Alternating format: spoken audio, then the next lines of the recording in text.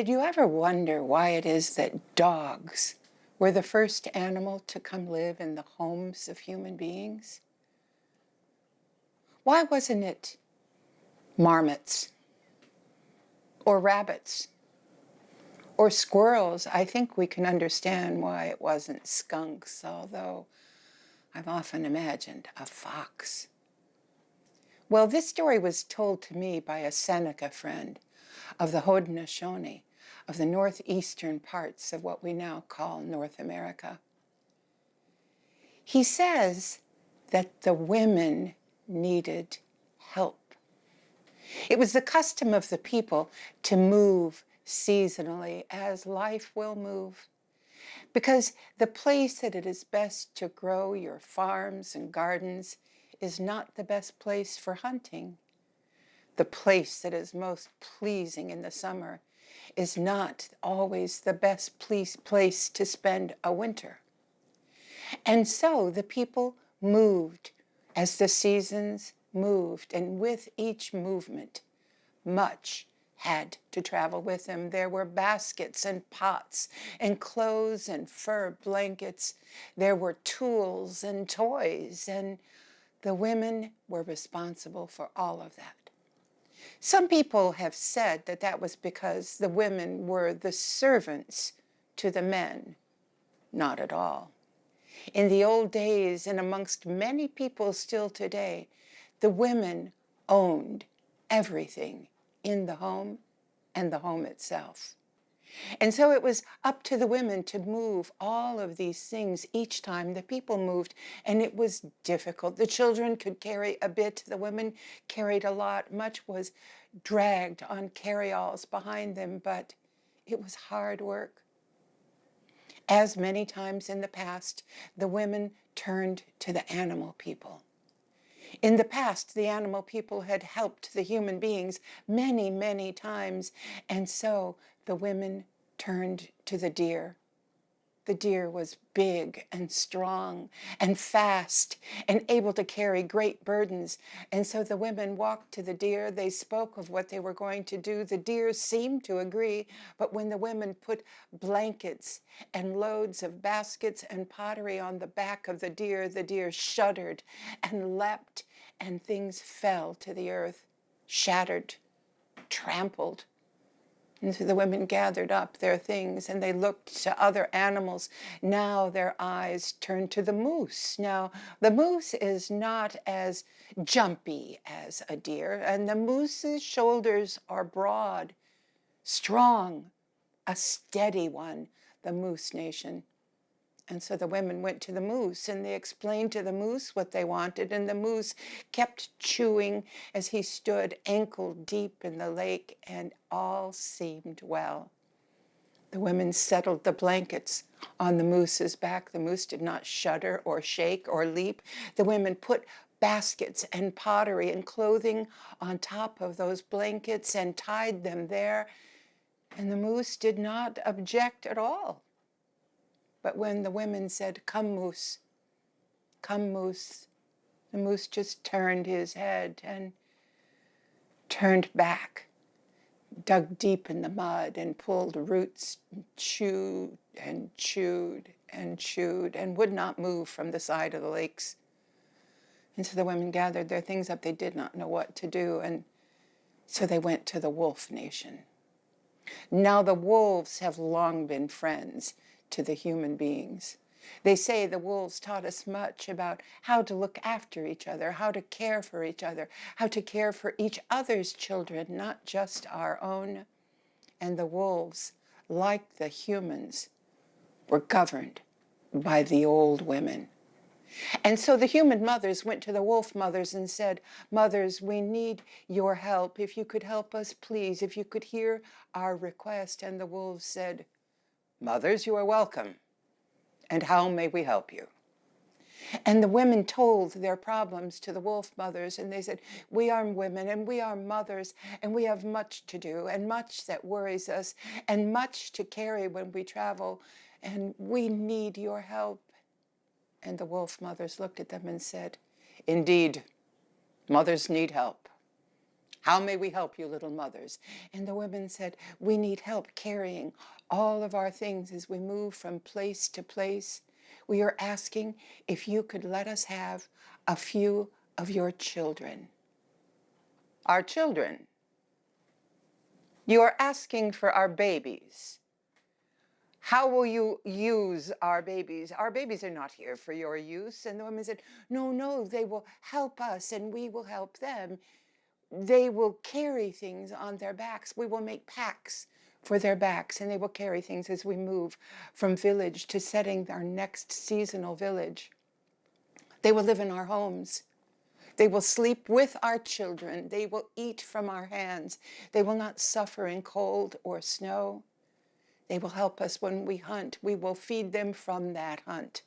And they will be first friend of the animal people's dearest friend, like our own families.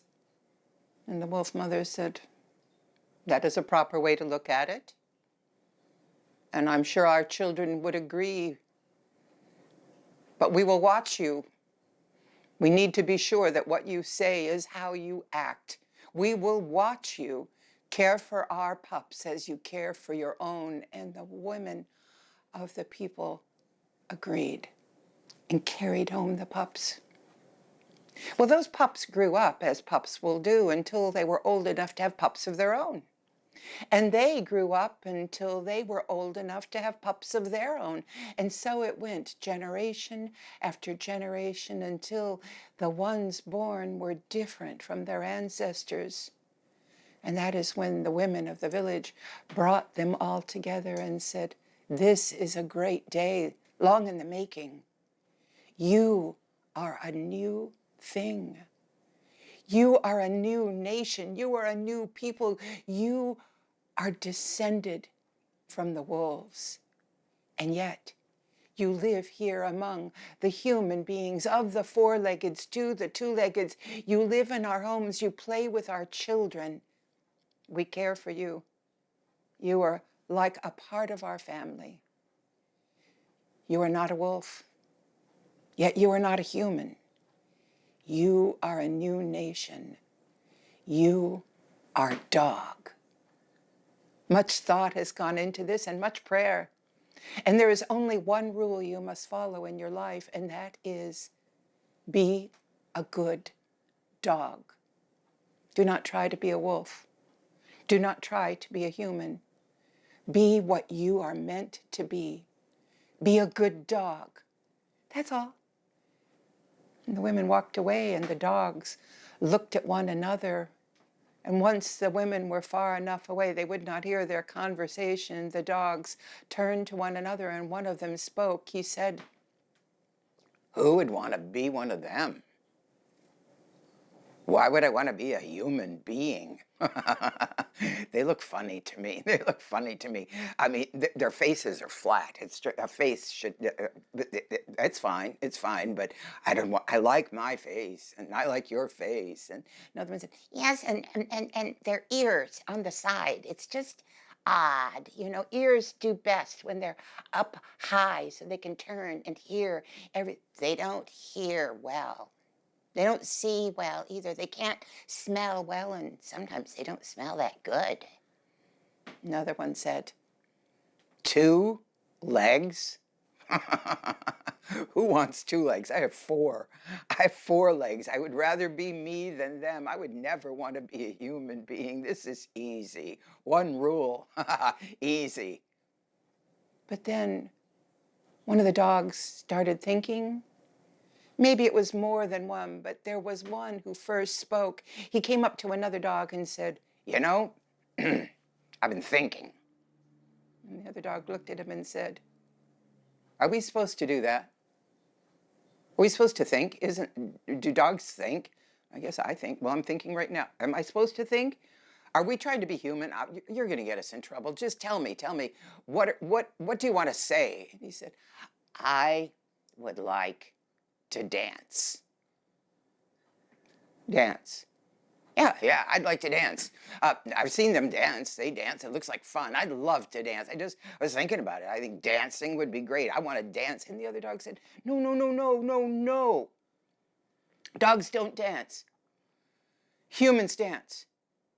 You're going to get us in trouble. It's a good life. I like sleeping with the children. I like being fed by hand. I like being close to the fire. I don't want to sleep in the snow. I just don't ruin it. Be a good dog. Be a good dog. A lot of care went into making you who you are. Just be proud. Be a good dog. And he moved far away from him, but he couldn't take his thoughts out of his mind. And his thoughts must have been shared with some of the other dogs, because it was a different dog who spoke up just days later, coming up to yet a different dog saying, I just imagined what it would be. Imagine? Are we supposed to do that? Oh, no, let me get to my point. I just want to sing. Sing. Yeah. I just want to sing. That's what humans do. Not alone. Birds sing, bees sing. They're singing. Why can't I sing? Because you're a dog. Be a good dog. You're going to break the rule. Why do you want to be someone you are not? Why do you not make the most of the gifts you have? Why aren't you proud to be? Oh, you're going to get us all in trouble. Just stop imagining and don't start singing. Well, now these ideas just wandered and roamed around the dreams and thoughts of all the dogs, and soon their feet were twitching as they slept, and they made little sounds back in their throats in their dreams, imagining singing, imagining dancing.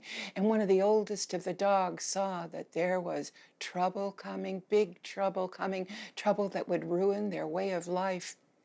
He called the dogs together and said, "You're a good dog. Be a good dog. Your ancestors were wolves, and these people, these humans, we live amongst them. But we are dogs. Be proud of who you are. Be a good dog. You don't have to try to be like anyone else." And the other dog said, "Yes, but I really want to dance. I really want to sing. And they started arguing in front of the eldest amongst them. But that old one was wise and said, "Very well. You must see that this is not for you. Something will be lost if you try to be someone you are not. Tonight we'll gather in the forest, and we will have a fire. We will even have fire. And you can dance and you can sing far away where they cannot hear or see you. And then you will find it is not for you. You will learn it is good to be a good dog." And so that night the dogs crept away. They gathered, some of them carrying burning sticks, and they started a great bonfire. And then the eldest of the dogs said, "You started it. Show us your dance." That one dog looked at the others, and then he pushed his paws against a tree until he stood upright on his hind legs, and he wobbled, and he was unsteady, and then he shuffled one step to the left. And then he shuffled a step to the right, and then he shuffled faster and a little more sure-footed, and he staggered from foot to foot, and the other dog said, "What are you doing?" I'm dancing." "Is it fun?" asked the other dogs, and he said, "Oh, yeah, it is, it really is. Can we do it?" Yeah, come on, dance." And so the dogs went paw to paw in the forest, and they danced in a great circle around that fire until one of the dogs raised up his head and said, "Ow!" The other dogs froze. They said, "What's that?" "I'm singing." "Is it fun?" "Yeah." "Can we do it too?" "Yeah, come on." And so all the dogs raised up their heads and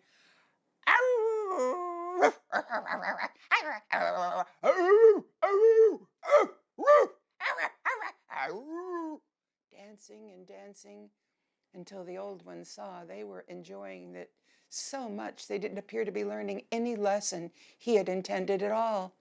He looked at them and said, "Oh, yes, you think you're fine. You think you're good doing this, but you can't see yourselves as I see you. You don't look like humans. You have tails dragging on the ground. You look like dogs who aren't proud of who they are. What's wrong with you?" And the dogs looked at one another, and it's true, they didn't look like humans at all.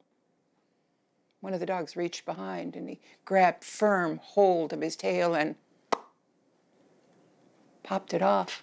The other dog said, "How'd you do that?" "I don't know." "Can we do that?" "I don't know." And soon all the dogs had snapped off their tails and threw them in a great furry pile, and then they started dancing, singing,